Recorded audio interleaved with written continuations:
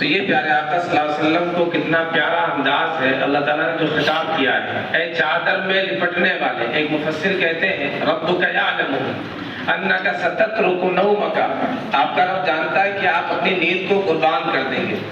رات کو پیاری کیا چیز ہوتی ہے؟ بستر ہے، چادر ہے، کمبل ہے، نیند ہے۔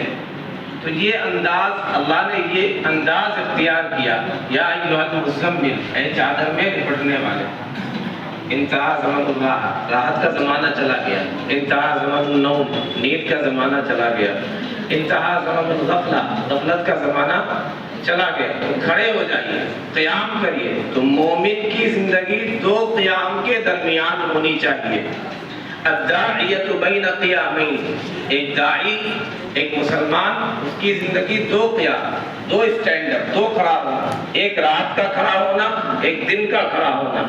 رات کا کھڑا ہونا تہجد کے لیے، تلاوت کے لیے۔ تہجد میں اصل کیا ہے؟ تلاوت ہے، یہ قرآن ہے، یہ اللہ کا کلام۔ تو رات میں کھڑا ہونا، قم اللیل الا قلیلا۔ دوسرا قیام النہار ہے، دن کا کھڑا ہونا، اس میں کیا ہے؟ یا ایھا المدثر قم فانذر۔ تو یہ راتیں ہیں جس میں کھڑا ہونا، راتوں کو زندہ کرنا۔ اسی طرح ہم سب جانتے ہیں شب قدر ہے، اس میں ایک رات آخری عشرے میں، اس میں فرشتے نازل ہوتے ہیں، جبریل امین آتے ہیں۔ تو ایک مفسر کہتے ہیں یا مؤمن لا تؤذی سماع الملائکہ، اے مومن ملائکہ کی سماعت کو تکلیف نہ پہنچا، اس لیے کہ فإنها لم تعتد الا تکبیرا وتسلیما وتلاوہ۔